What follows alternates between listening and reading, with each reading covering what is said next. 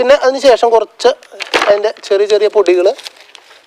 ഇങ്ങനെ നമ്മൾ ഇടുമ്പോൾ നമുക്കിതിന് കൂടുതലായിട്ട് നീർവാർച്ച ഉണ്ടാവാനും വളരെ നല്ലതാണിത്. ഇങ്ങനെ ഒരു ലെയർ ആദ്യം തന്നെ ഇട്ട് കൊടുക്കാം. ഇനി ഇതിന് ശേഷം നമുക്ക് ഇതിൻ്റെ അടിയിലേക്ക് ചേർത്ത് കൊടുക്കുന്നത് നല്ല ചകിരി പീസുകളാണ്. ഇതുപോലെ നമുക്ക് പഴയ ചകിരി പീസുകൾ, പൊടിഞ്ഞിട്ടുള്ള ചകിരി പീസുകൾ, പുതിയതല്ല. അത് നമുക്ക് കുറച്ച് പീസുകൾ എടുക്കാം. ഇനിയിപ്പോൾ ചകിരിയുടെ പീസുകൾ ഇല്ലാത്തവരാണെന്നുണ്ടെങ്കിൽ നമുക്കിത് കരിയില, ഇതുപോലെ പൊടിഞ്ഞിട്ടുള്ള കരിയില ചേർത്ത് കൊടുക്കാം. ഇതുപോലെ നമുക്ക് ഇവിടെ കണ്ടില്ലേ, ഇങ്ങനെയുള്ള കരിയിലകളൊക്കെ നമുക്ക് ചേർത്ത് കൊടുക്കാം. ആദ്യം തന്നെ ഒരു 1-2 ചകിരി പീസുകളൊന്ന് പൊട്ടിച്ചിട്ട് കൊടുക്കാം.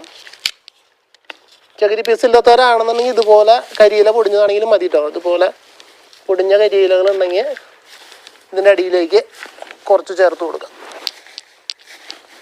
ഒരു ചട്ടിയിലേക്ക് നമ്മൾ ആ ചട്ടിയുടെ വലിപ്പം അനുസരിച്ചിട്ട് നമ്മൾ ചേർത്ത് കൊടുക്കാം. ഇങ്ങനെ ഇട്ട് വെച്ച ഈ ചട്ടിയിലേക്ക്